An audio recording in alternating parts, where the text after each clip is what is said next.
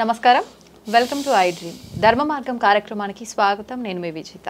ప్రస్తుతం మనతో పాటు ఉన్నారు ప్రముఖ ఆధ్యాత్మిక పండితులు, జ్యోతిష వాస్తు పండితులు బ్రహ్మశ్రీ అన్నవరపు తిరుపతి మూర్తి అవధాని గారు. ఇప్పుడు గురుగారితో మాట్లాడి మరిన్ని విషయాలు తెలుసుకుందాం.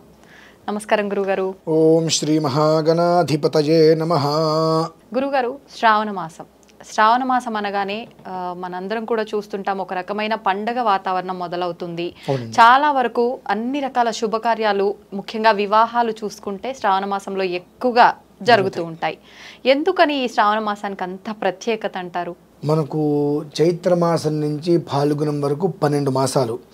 ఈ 12 మాసాలలో ఒక్కొక్క మాసానికి ఒక్కొక్క ప్రత్యేకత అనేటువంటిది ఉంది. అందులో కొన్నిట్లకి చాలా విశేషమైనటువంటి, ఇప్పుడు మనం కార్తీక మాసం తీసుకుంటే మనం వెంటనే శివుడు అని అంటాం, శివుడికి చాలా ఇష్టమైందని. అలా ప్రాముఖ్యత కలిగినటువంటి దాంట్లో ఈ ఒక్క శ్రావణ మాసం చంద్రుడికి సంబంధించింది. ఓకే.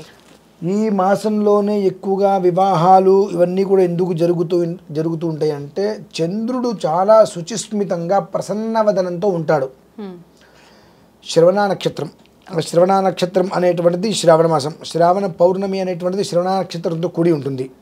కనుక ఈ మాసానికి చంద్రుడికి అత్యంత ప్రీతికరమైనటువంటి మాసం. ఓకే. ఏదైనా మనం ఒకటి చేద్దాము అని అనుకుంటే చేసేటువంటి దానికి 1000 రెట్ల ఫలితాన్ని ఆయన మనకు ఇస్తాడు. ఎవరు?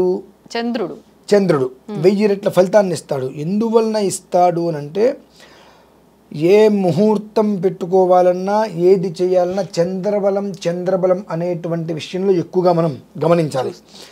ముహూర్తం చంద్రబలం ఉందా, బ్రహ్మాండంగా ఉంది చంద్రబలం అంటారు. ఆ చంద్రబలం ఉన్నది అని అంటే చాలా విశేషంగా ఉంటారు. దంపతులుకి విడిపోయే అవకాశాలు కానీ ఏమి ఉండవు, అటువంటి గొప్పది. అందుకనే శ్రావణ మాసంలో వివాహమైన దంపతుల్లో చూసుకుంటే 99% విడిపోయే స్టేజీ వరకు వచ్చినా ఏదో ఒక రకంగా మళ్ళీ వాళ్ళు కలుసుకుని ఉండేటువంటి మార్గాలు ఇస్తాడు భగవంతుడు, చంద్రబలం ఉంటే. శ్రావణ మాసంలో వివాహం చేసుకున్న వాళ్ళు, శ్రావణ మాసంలో వివాహం అయింది లేదంటే శ్రావణ మాసంలో గృహప్రవేశం చేసుకున్నారంటే దాదాపుగా వాళ్ళకి వృద్ధి ఉంటుంది మినహాయిస్తే విడిపోవటం అనేటువంటిది ఎక్కడో రేరు, అంత తొందరగా జరగదు అది. ఇక కర్మ ప్రారంధం అంటారు, అది ఉన్నప్పుడు ఎవరైనా చేయలేరు, ఇంకా తప్పించుకునే మార్గాలు. ఎంత సమస్య వచ్చినా బయటపడేటువంటి అద్భుతమైనటువంటి విశేషమైన మాసం శ్రావణ మాసం. అందుకనే శ్రావణ మాసంలో మనకు ఎన్నో రకాలుగా చక్కగా వివాహాలు చేయటం కానివ్వండి, ఈ శ్రావణ మంగళ గౌరీ వ్రతాలు ఇవన్నీ కూడా ఇవే ఎందుకు వస్తాయంటే, సౌభాగ్యదాయిన్యై నమః, అత్యంత సౌభాగ్యప్రదాయని అనేటువంటిది ఉంది. అందులోనూ కూడా శ్రావణ మాసం అంతయు కూడా మనం ఏం చేసినా చేయకపోయినా ఉదయం సూర్యోదయ పూర్వం స్నానం చేసి ఒక్క మంత్రాన్ని మనం మనస్సులో తలుచుకున్నప్పటికీ కూడా ఎంతటి మానసిక ప్రశాంతత వస్తుంది అంటే, మనం ఏది కోరుకోవాల్సిన అవసరం లేదండి, అంత ప్రశాంతత వస్తుంది. అంటే మనస్సు వికలమైపోయింది అన్న, మనస్సు చాలా ప్రశాంతంగా వికసించింది అన్న దానికి మూలకారకుడు చంద్రుడు. ఆయన అనుగ్రహం ఉంది అని అంటే ఎంత కష్టం వచ్చినా నవ్వుతూనే ఉంటాడు. ఆయన అనుగ్రహం లేదు, ఇంత కష్టాన్ని కూడా తట్టుకోవడానికి వెలువెల్లాడిపోతూ ఉంటారు. అది స్థితి. దానికి శ్రావణ మాసానికి అంత సమ్మేళనం ఉంది. అందుకనే శ్రావణ మాసం రాగానే ఇంటిల్లపాది సంతోషంగా ఆడపిల్లలు వస్తూ ఉంటారు ఇంటికి. కొత్తగా వివాహం అయితే ఆడపిల్లలు 4 రోజులు ఇంట్లోనే ఉంటుంటారు. చిన్న పిల్లలందరూ కూడా ఒక సందడి వాతావరణం. ఏంటంటే కుటుంబ వృద్ధి, శ్రేయస్సు అనేటువంటిది ఆ మాసానికి చాలా గొప్పగా పనిచేస్తుంది. అందుకనే శ్రావణ మాసం కొన్ని అనుకుంటున్నారు, శ్రావణ మాసం ఎప్పుడు వస్తుంది, మంచి ముహూర్తాలు ఉంటుంటాయి. పాటల్లో కొన్ని మాఘమాసాలని వేస్తూ ఉంటారు.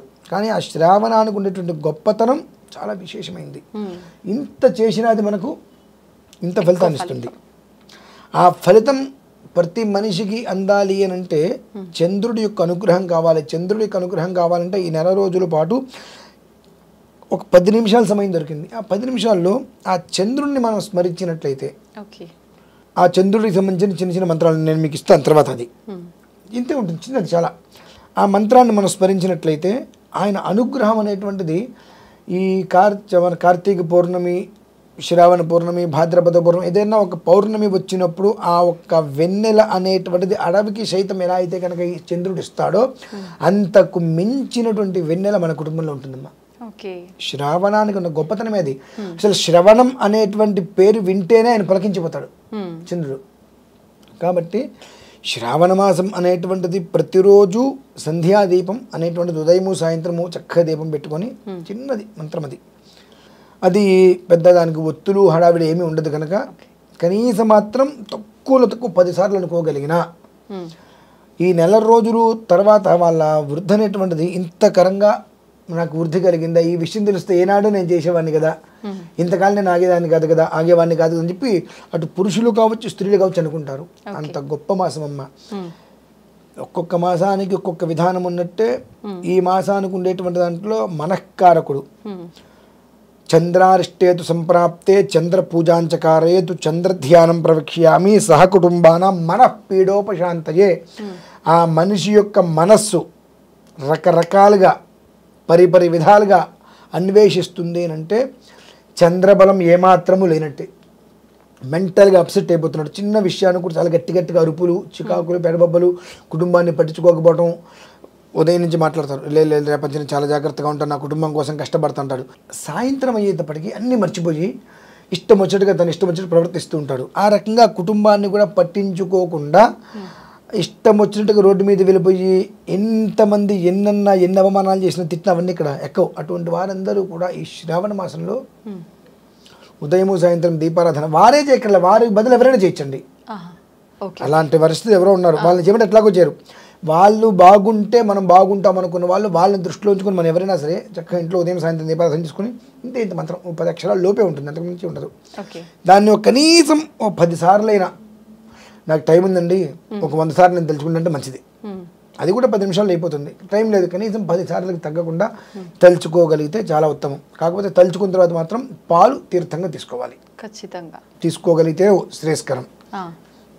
ఒక 1/2 పాలు, పచ్చి పాలు కాగబెట్టినవి కాకుండా ఉదయం సాయంత్రం తీసుకోగలిగితే అతని జీవితం అనేటువంటిది ఎవరి గురించి అయితే మనం తాపత్రయపడ్డామో అతని జీవితం అనేటువంటిది అలాగా ఒక మానులాగా నిలబడిపోతుంది. తద్వారా 10 మందికి కూడా ఉపయుక్తంగా ఉంటుంది. అంటే అటువంటి మానసికంగా శారీరకంగా క్షోభతోటి ఇబ్బంది పడిపోయేటువంటి వారికి ఈ శ్రావణ మాసం అమోఘమైనటువంటి యోగాన్ని అందజేసి ఆ సమస్యల నుంచి మాత్రం ఖచ్చితంగా 100కి 100% బయటపడేస్తుంది. ఆ బయట పడాలి అంటే దానికి మనం చేయవలసింది ఏమిటి అంటే శ్రావణ మాసాంతరం వరకు కూడా ఆ చంద్రుడిని స్మరిస్తూ ఉంటే చాలు.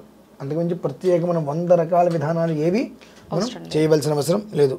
ఆయన ఒక్కడిని మనం తెలుసుకుంటే చాలు. మరి మంత్రం అన్నారు చంద్రమసే నిర్మలం నక్షత్రేభ్య కిలాసం అనేటువంటి మంత్రం చాలా పెద్దది. అందులో మనకు అవసరమైంది చంద్రమసే నిర్మలం అంతే. ఆ ఒక్కటి చాలండి, ఏ 100 రకాలుగా మనం ఆలోచించక్కల. ఉదయం దీపారాధన చేసుకోండి, ఓం చంద్రమసే నిర్మలం, చంద్రమసే నిర్మలం ఒక 10 సార్లు అనుకోవడం, కాసిన పాలు తీసుకోవడం, సాయంత్రం దీపారాధన చేసుకోవడం, చంద్రమసే నిర్మలం. ఎన్నిసార్లు అయినా మన ఇష్టం, మన ఓపిక, ఎన్నిసార్లు వేసుకోవచ్చు. 10 సార్లకి తగ్గకుండా ఉంటే చంద్రుడికి 10 అనేటువంటిది సంఖ్య కాబట్టి 10కి తగ్గకుండా ఇక నేనే చేసుకోవచ్చు. చేసుకుని ఆ పాలు తాగి నమస్కారం చేసుకుంటే ఆయన అనుగ్రహం వల్ల మన కోసం మనం చేసుకున్న ఎవరైనా మనిషి బాగుండాలి అనేటువంటి ఉద్దేశంతో మనం చేసిన అతని జీవితం నిఠారుగా నిలిచిపోతుందమ్మా. అంత గొప్పది శ్రావణ మాసం. అందుకనే ఎక్కడా లేని పండగలన్నీ కూడా దాదాపుగా వరలక్ష్మి వ్రతం కావచ్చు, ఇవన్నీ కూడా ఇందులోనే. ఆడపిల్ల ఇంటికి వస్తే అంతకుమించి పండగలు తింటారు చూసారండి. అటువంటి అందరి ఇంట్లోకి వచ్చి గలగల ఆడుకుంటూ ఉంటారు. అందుకనే దానికి మించిన పండగ లేదు అని ఎందుకు అంటారు గొప్పది అని అంటే కోకిల కిలకిల శబ్దాలు చేస్తుంటుంది. ఆ శబ్దస్వర తరంగాలు ఏవైతే ఉంటాయో అవన్నీ కూడా పిల్లల రూపంలో అందరి రూపంలో ఇల్లు కిచకిచలాడుతూ సంతోషంగా ఉంటుంది. కాబట్టి ఆ సంతోషానికి మూలకారకుడు చంద్రుడు కాబట్టి ఆయన అనుగ్రహం ఉంటేనే ఈ కుటుంబం ఇలా ఉంటుంది అని ఒక ఉద్దేశంతో ఆయన అనుసరించండి అని చెప్పడమే శ్రావణ మాసానికి మూలం. అంతకుమించి పెద్దదే చంద్రమసే నిర్మలం అంతే, అంతకుమించి ఏమి లేదమ్మా. చాలా సింపుల్ గానే ఉంది, అందరూ చదవచ్చు, విశేషం ఏమీ లేదు అందులో, చాలా చిన్నదే అంతే. అందుకని 10 అక్షరాల వరకే ఉంటుందండి అని అందుకనే. ధన్యవాదాలు గురుగారు, మంచి విషయాలు తెలియజేశారు.